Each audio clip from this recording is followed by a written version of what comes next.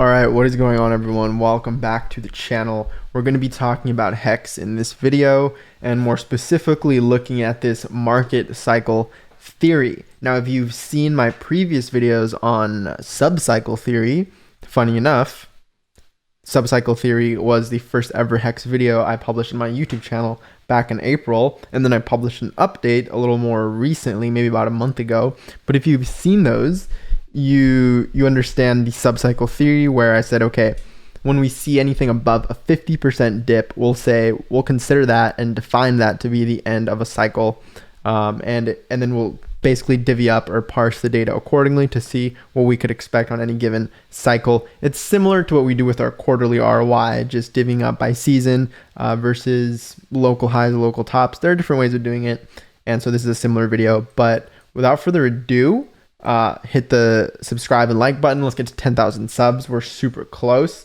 so I appreciate that. But let's look into this, right? This is current price action, and if you've been watching for a while, or even if you're new, let's make you realize that this isn't a day trading channel at all. This isn't financial advice at all. This is entertainment, and I like to look at the macro of charts more often than say short term. There are great short term analysts out there, but we like to look at the macro. And today we have a macro video for you, because we tend to define bear markets in cryptocurrency by what Bitcoin is doing or by what Ethereum is doing. And sure, that's justified because they are the top two liquidity and market cap coins, all that good stuff. They're the blue chips, right? And they're bear markets, or I mean, would you call this a bear market, even though it took three weeks? Maybe. But these bear markets are characterized by anything above an 80% dip. Now, you have these kind of oddball characters in here, like a 72% dip, which, again, this was kind of a freak event right here in March of last year. And this isn't an 80% dip, which you usually see. Again, with Ethereum, you have the same thing. This oddball 72% dip here and 75% dip here. So it's up to you if you want to define a bear market or bear cycle as above a 70% dip or above an 80% dip. We'll say above 80%, just for the sake of strict definitions. And in that case, we can get rid of those, and we just have these two. And in that case, we can also get rid of this one.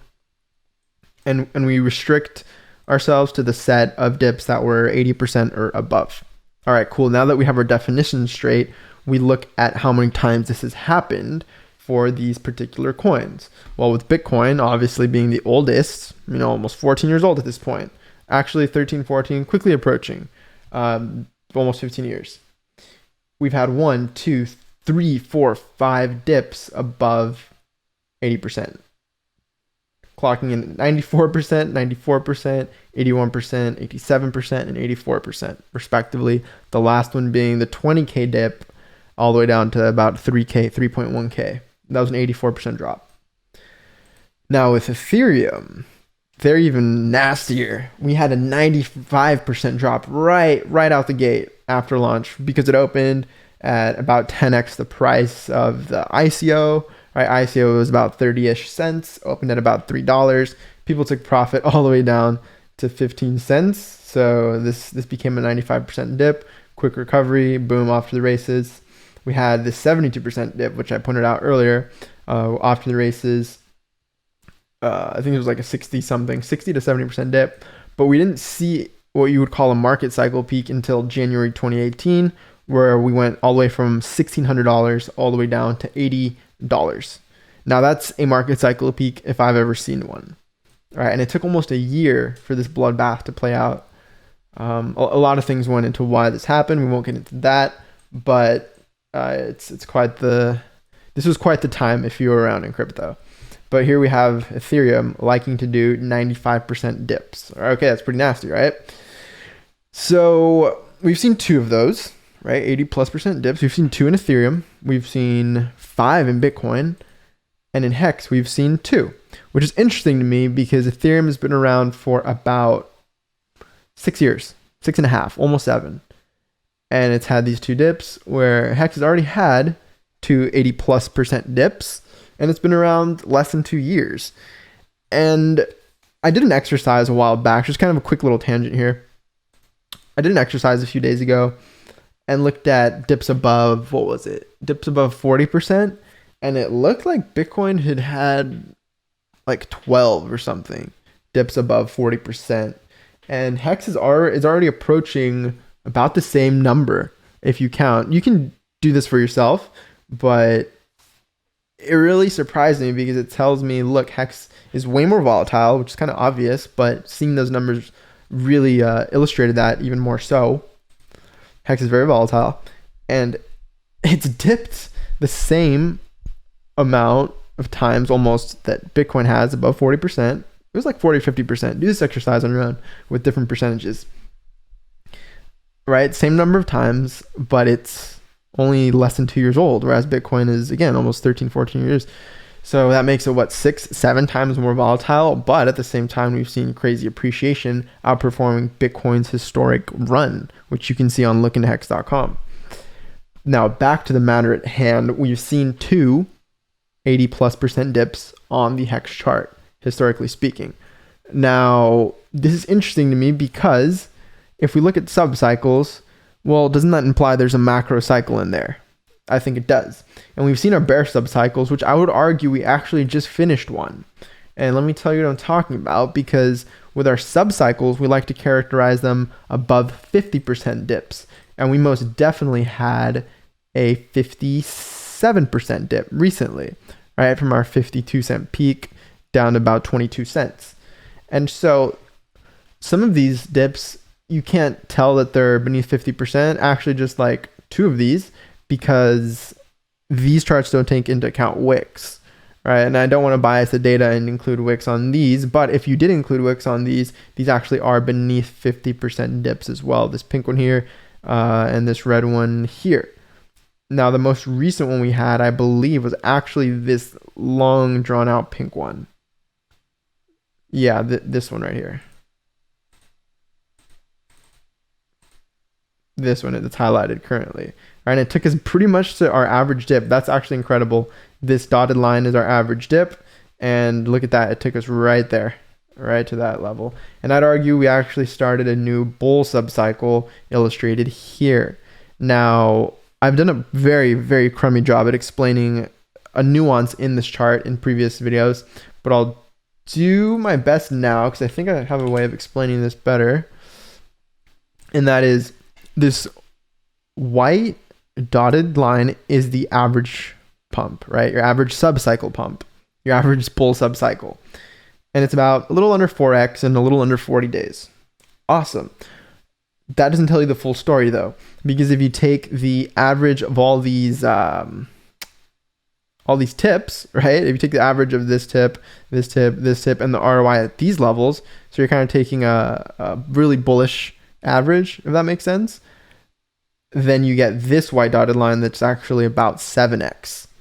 And so the most recent subcycle we saw all the way up to 52 cents is this blue one. And you can see it was a little lengthened compared to our average, but it was just above average in ROI and in time. And it was actually between both our averages, I guess you could say. So I guess that was a good indicator that, this could be time for a bear subcycle, which we did see, right? You can actually access this chart. I just added it today to our dashboard on lookintohex.com/VIP with a bunch of cool new charts. I've actually added a ton recently. I probably have to update the promo video because we have way more than what we did back then. So I included our bull subcycle, bear subcycle, and the Hex market cycles, which is what we're going to talk about in this video. All right, we're just getting to the good stuff now. This is our actual, if we were to define a cycle as 80+% dip or more, these are our macro cycles. So we've looked at our subcycles, which are defined as 50+% dips or more before restarting into a new subcycle. And these macro cycles we're going to define as having 80+% dips or more. And so since we've only had two with Hex, we have both of these cycles to work with. The first one started at 1. Both of these are normalized to start at 1. And it clocked in at I guess you can argue market cycle peak of 243x in about 303 days. Now, why did we have this dip? Which actually further reinforces this kind of thesis I have that was a market cycle. Let me explain a little bit more. Why do I say this is the beginning of a new cycle? Well, think about it. You have your 80+% dip. You had new supply and inflation dynamics come into this coin, right? Because launch phase is over.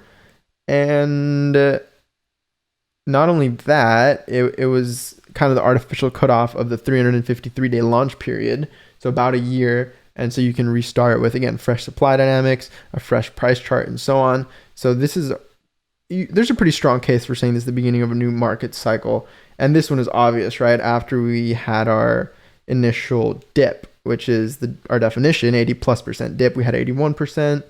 And not only that, this was actually our all-time low, and it was very near launch, right? Within a month of launch. So this is arguably the beginning, right? We're measuring from lows, measuring from local lows or market cycle lows is what we're calling them. Fun fact, this dip here is 72% from this peak to here, which is why we're not including it, because we're remaining strict with our definitions. You can remake this to,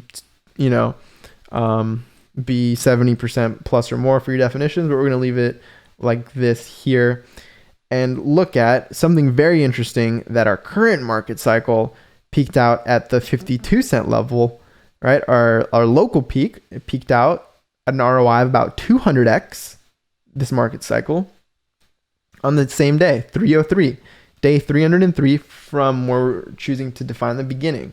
So the length from January 5th, 2020 to big payday, so like November 20th, 2020, apparently is the same length from November 20 of 2020 to when we had our 50-cent peak, which is really, really fascinating to me. Literally on the day.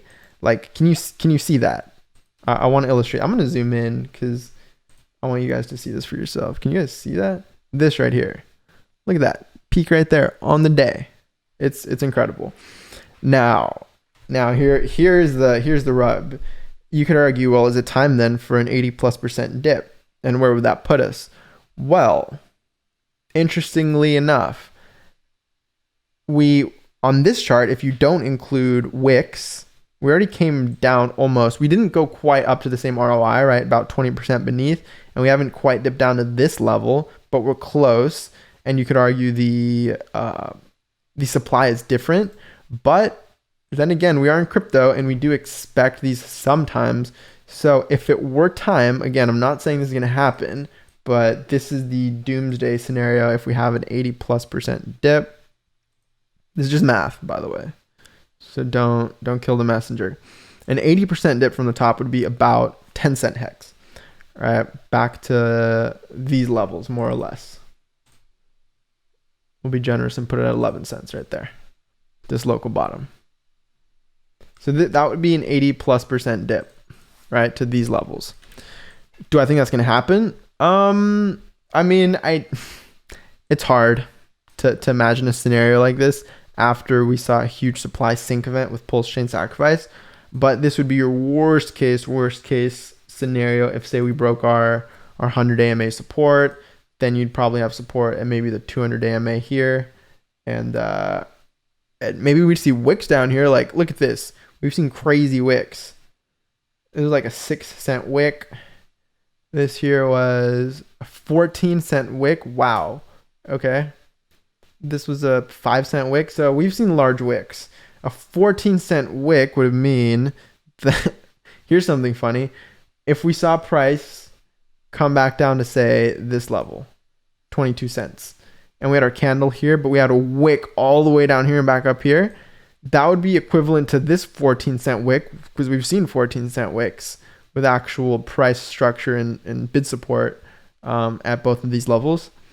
That would be really funny to see. And that would confirm, yeah, we've had an 80% dip. Kind of like that flash wick we saw with Bitcoin the other day, but I won't get into that. But those are just worst case scenarios.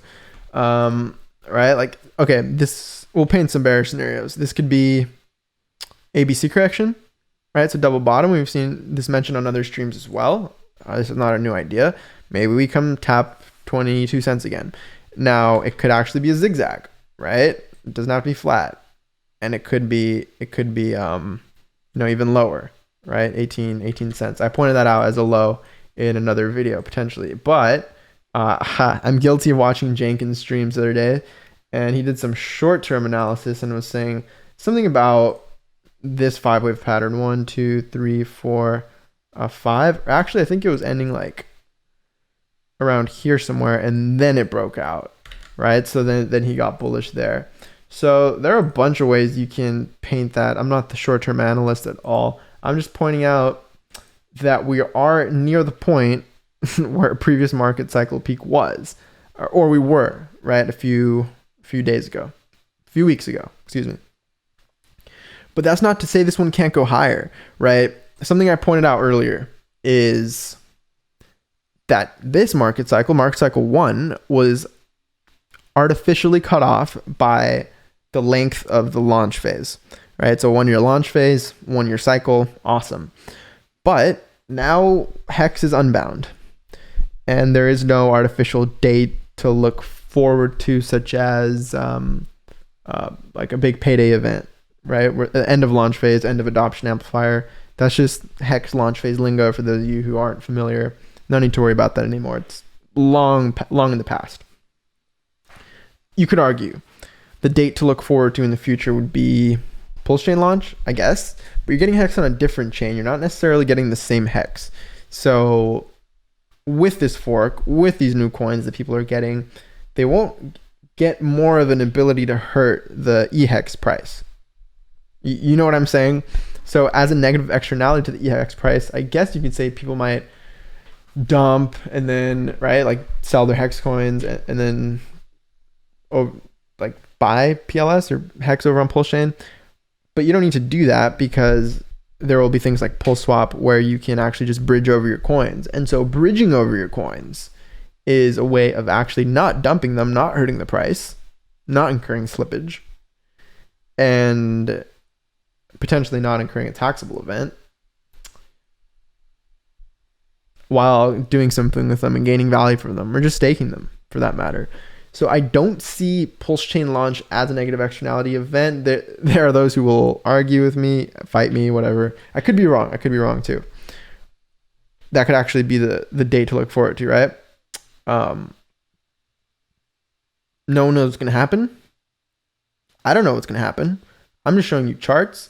I thought this was an interesting one to show you. And I think it's interesting to point out that HEX is unbound, as I've said, where there is no artificial date in the future where we can say, all right, it's time for a new market cycle and when to expect an 80+% dip. I pointed out what it would look like currently. Also keep in mind that if price runs up from here, because we've seen 50+% dips many times, and more often than not, they're a point to reset and blast off. Again, this could be different. It could be the same. What was I getting at there? This one could be longer. 50+% dip. Yeah, I kind of lost my train of thought there. But that's basically what I'm getting at, is that anything could happen. And so this video is useless from a financial perspective. I guess we'll throw in some Easter eggs here. Look, there's a very ugly gravestone doji looking candle. Not textbook, but if it went down to like 59K, that would not look pretty on the weekly. Oh, and this is closing in like 2 hours. This isn't looking that good for the Bitcoin guys. We had our Coinbase IPO launch. We had our Bitcoin ETF launch. Easy dates to look forward to for a dip. So yeah, there's the bearish argument for you there on HEX. I remember what I was getting at. I was saying, remember that price could potentially run up even more, and then maybe we don't see an 80% dip until prices actually ran up. So from different levels, like from $1, let's say, easy level to think of, an 80% dip from there is 20 cents. From $2, an 80-cent dip from there is 40 cents, and so on. And so there's that argument. Definitely that argument that cycle 2 isn't done and we have more room to grow. And, excuse me, need some water. We have more room to grow. Cycle 2 isn't done, and it could potentially outperform our previous cycle, because it hasn't, right? It's about 20% beneath. We had a local peak there on the same day we had our first market cycle peak. It's too soon to say if that local peak was market cycle peak of cycle 2. A little confusing, I know. Rewatch the video if you need some clarity, but it's very interesting to see the similarities, right? This run up, dip. Same little intermediate peak here, dip before running up to new all-time highs. A little bit of correction. Very interesting, yeah. Run up here. This one was earlier than this run up. Continued on here. Here we had our big payday dip. Or no, this wasn't the big payday dip, excuse me. But we did have a dip here. We actually kept running up here, smaller dip, and so on. So we've kept up real nicely with our previous market cycle, if you choose to adopt these definitions. So it's cool to see, and I'm very interested to see if this market cycle outperforms the previous one. I'd love to see that. Currently we're sitting at 137x, so we'd basically have to double from here and hit like 60 cents to outperform the previous market cycle. And again, if we kept rallying, there's the argument that we could go to higher levels, $1, $2, $3. I posted a poll on Twitter actually, and on the YouTube community tab. Go vote on those. We have a solid amount, like a few hundred votes of what people think price will be end of the year. So we'll finish off with that. Actually, that'll be a fun way to finish off. Let's see what the votes are looking like. Been talking for a second. My voice is a little. I need some water. Let's just look at Twitter. All right, here we go. Yeah, you guys have ran this one up. 800 votes, 825 votes. Interesting. I asked HEX price prediction by end of year. 20 hours left on this poll. Under 50 cents. 50 cents to $1, $1 to $3, or over $3. So this encompasses all possibilities within 4 options, and we see a nice bell curve distribution. I like it. Right? The minority say over $3. Some of the minority is hyper bullish and think we're going to be reaching right purple and pink in the year. Under 50 cents, the next minority, 12% of people think we're going to be under 50 cents by the end of the year, and very similar here, about 38% and 40% for $1 to $3 or 50 cents to $1. So majority thinks 50 cents to $1 by the end of the year. So I'm talking December 31st, 2021. How many days left? 2 months and less than 70 days. So the majority of people are clustered here between 50 cents and $3. I guess you could argue the midpoint is $1. It's an easy target end of the year. And at that point, again, what would that correspond to? It's about a 3x from here. So that would be this would be sitting at like 400 and something x. So we'd be like up here, like over here. That would be cool to see. I'd actually like to see this market cycle outperform the next one. And again, that's not to say it can't keep going. There's no limit on this one. It could go up in the 1000x region and higher. We don't need to see an 80% dump now or anytime soon, but they are in the game. And I want to point out that it's a good idea. Maybe it's a good idea to measure downside risk, like your worst downside risk, as an 80% dip from the most local peak at any given moment, which quickly shifts, right? Because an 80% dip from, let's say, 6 cents would have been like 1.2 cents. Guess what? It never went back down there. If you would have called for an 80% dip here at 20 cents, that would be 4 cents. Down here, guess what? Never happened, and so on. So if you're calling for these dips all the time, you're more often than not probably going to be wrong, because there are more, relatively small dips than those large ones that we pointed out. And so you would be probably wrong, or right by that small ratio. If you're mathy, you know what I'm saying. If you're not, just ignore me. This is getting to be a long video, but this is just the data I wanted to bring to you. And yeah, go vote. This is an interesting poll. I want to see what you guys think. Comment down below what you guys think. I'll likely be doing more videos in November. That's the goal, is to get back on the daily grind, or at least every other day. Let me know what you guys think about that. Check out lookintohex.com/VIP for the cool daily updated charts on. We have this cool new bid ask ratio chart, which I love. It's my new favorite. Yeah, this one right here. When this dipped down super low, it was pretty much time for a dip. But yeah, anyways, go check out LookIntoHex.com. Go follow me on Twitter as well. I appreciate you watching. Let's get to 10,000 subs. We're very, very close. And let me know what you think of the new profile picture as well. Kind of Halloween themed. Probably going to leave it until the end of the month. And yeah, that's that. I'll catch you guys in the next video. Thanks again for watching. And yeah, I'll catch you guys in the next one. Peace.